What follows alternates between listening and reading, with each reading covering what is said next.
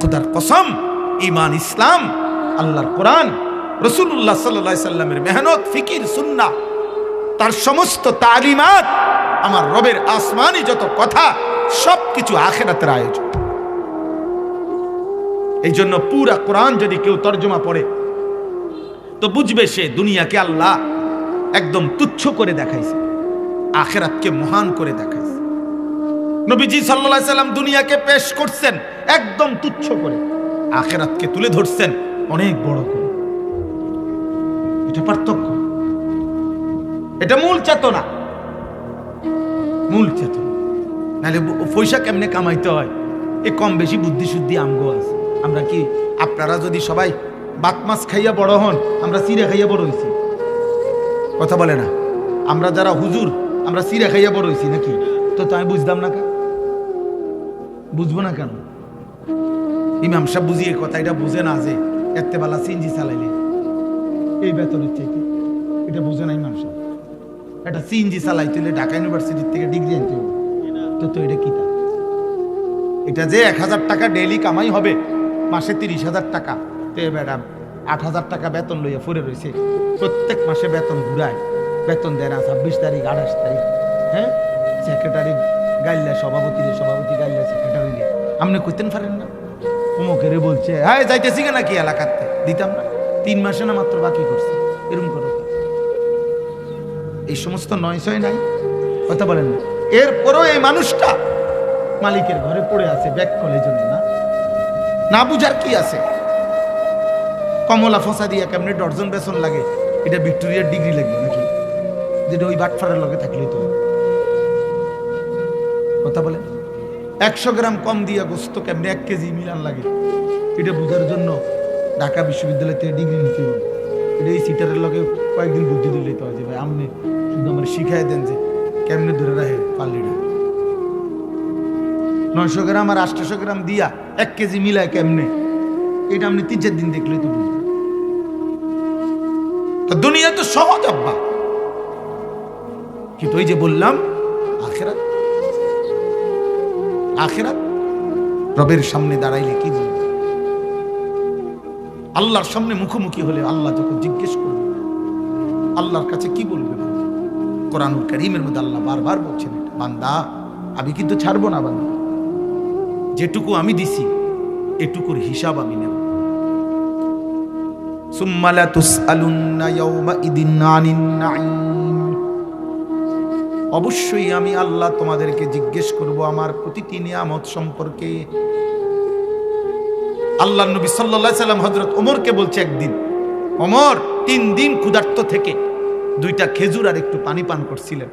নবীজি দেখছে, আল্লাহর নবী বলছে ওয়াল্লাহি লা তুসআলু আন হাযান নাঈম, ওমর আল্লাহর কসম ওমর, এই 2টা খেজুর আর এই ঢোক পানি এটুকুর ব্যাপারেও কিয়ামতের দিন আল্লাহ তোমাকে জিজ্ঞেস করবেন আর তুমি উত্তর দিতে হবে,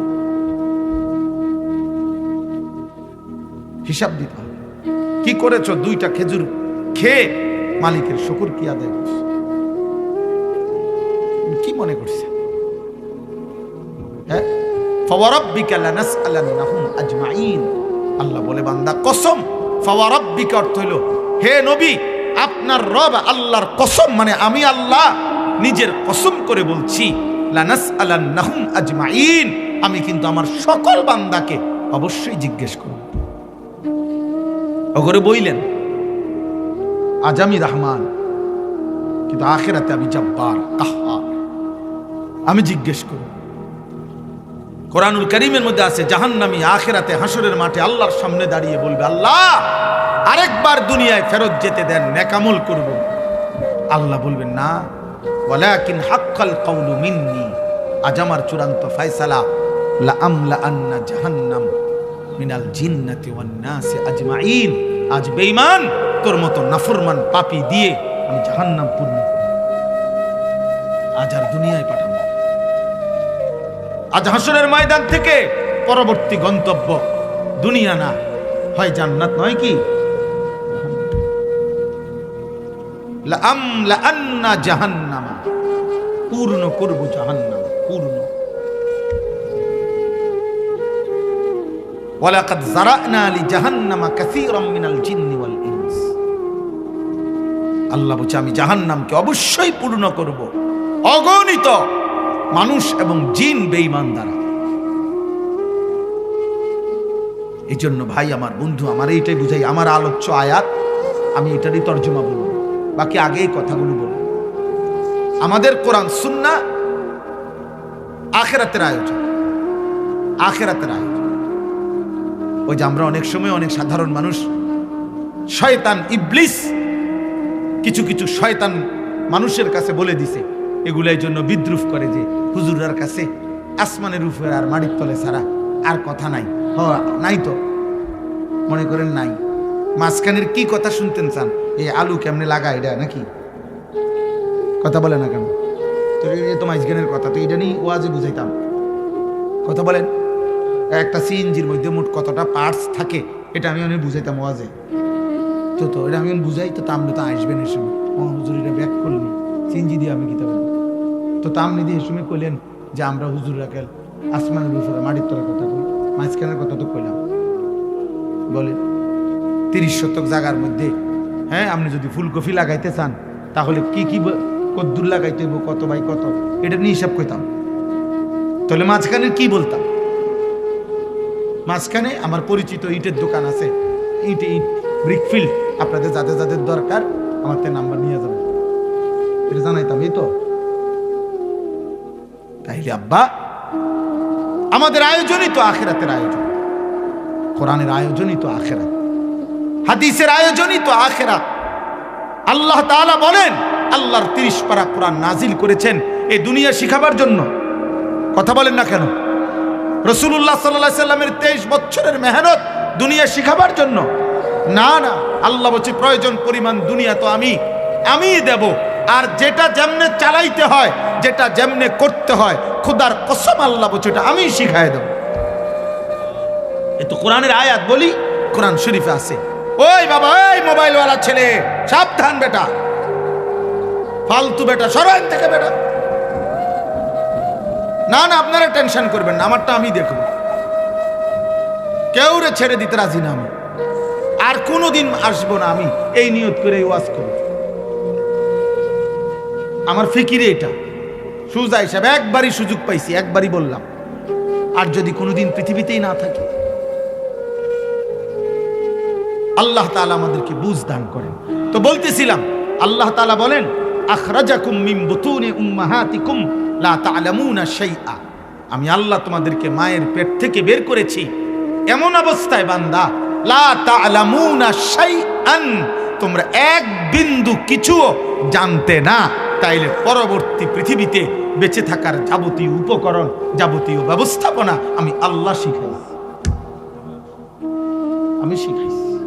আমি বলছি, তোর দুটা মাড়ি দিয়া তোর মায়ের বুকের দুধ চেপে ধরলে স্তন দুধ বের হবে, আল্লাহ বলে এটা আমি শিখাইছি। ও মাত্র কোলের থেকে পইরা ও না, তো এটা কেমনে বুঝলো মায়ের বুকের স্তন থেকে কেমনে দুধ নিতে হয়? পরে শিখাইলো কি? আখরাজাকুম মিন বুতুনি উম্মাহাতিকুম লা তা'লামুনা শাইআ, তুমি তো কিছুই জানতে না বান্দা, আমি তো শিখাইছি। আল্লাহ বলেন, আমি তো শিখাইছি বান্দা। সুম্মা নুখরিজুকুম তিফলান, ছোট্ট একটা মাসুম বাচ্চা হিসাবে মায়ের পেট থেকে আমি বের করেছি। তোমার বাবা মার যোগ্যতা দিয়ে তুমি 16 বছর হও নাই, আমি বানাইছি। সুম্মা লিতাবলুগু আশুদ্দাকুম, আমি আল্লাহ শক্তি দিতে দিতে যৌবনে তোমারে পৌঁছায় দিছি। অমিনকুম মান ইউতাওয়াফা, মন চাইলে এই মুহূর্তে যৌবন থাকতে থাকতে কাউকে মৃত্যু দিয়ে ফেলেছি। অমিনকুম মান ইউরাদ্দু ইলা আরদালিল উমর, আবার আমিও মন চাইলে কাউকে একেবারে বৃদ্ধ, একবারে দুর্বল বানায় ফেলছি। আল্লাহ বলেন, সবটা আমি করি, আমি আল্লাহ করি। জীবনের সব আয়োজন, কায়নাতের সব আয়োজন আমার। আগের বার ক্ষেতের ফসল উঠাবার পরে পরের বার ফসল হইতে হইলে আমি লাগবে বান্দা। প্রতিটা রাত্রি ভোর বানাইতে হইলে আমি আল্লাহ লাগবে। তুমি না ফয়সালা করে রাখছো আগামীকাল তোমার ছেলের বিয়ে, আগামীকালকের ভোর যদি না হয়,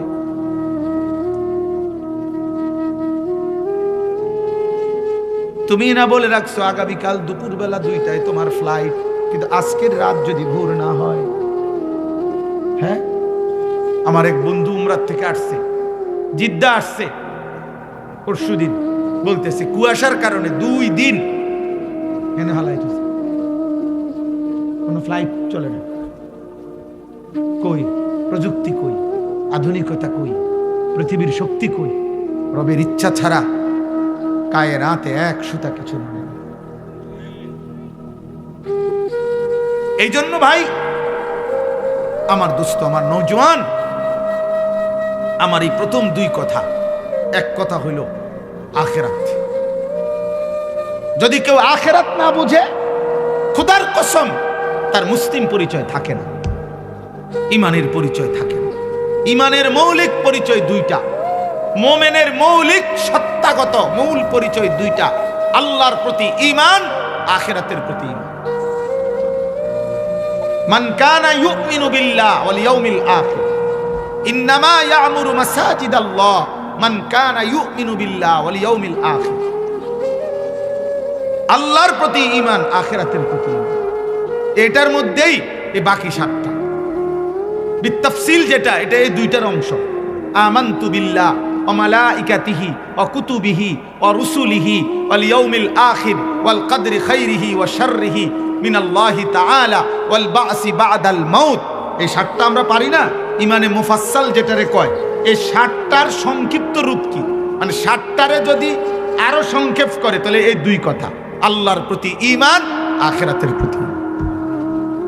আখিরাত যদি মনে না থাকে, 24 ঘন্টার মধ্যে যদি আখিরাত মনে না পড়ে, জীবন চলার পথে ঘর, খাদ্য, আহার, নিদ্রা, আয়, উপার্জন, ঘর, সংসার, বাবা, হাসি, কান্না, আনন্দ, বেদনা, রাত্র দিন, স্ত্রী, সন্তান, সংসার, পরিবার, পরিজন, জীবন চলার সব বাঁকে বাঁকে প্রত্যেক পদক্ষেপে এক মুসলমান হিসাবে মুমিন পরিচয় দিলে যদি আখিরাত সেখানে মনে না পড়ে, যে এটা আমার আখিরাতে উপকারী না ক্ষতিকর হবে, এটা হালাল না এটা হারাম, এটা আমার জন্য আদেশ নাকি নিষেধ, আমার আখিরাতে এটার দ্বারা জান্নাত হবে না জাহান্নাম হবে, খোদার কসম যদি এই ফিকির, এই ধ্যান, এই ধারণা যদি না থাকে, ওই মুসলমান না, ওই মুমিন না। এজন্য কোরআনুল কারীমের 3 ভাগের 2 ভাগ আখিরাতের আলোচনা, 2/3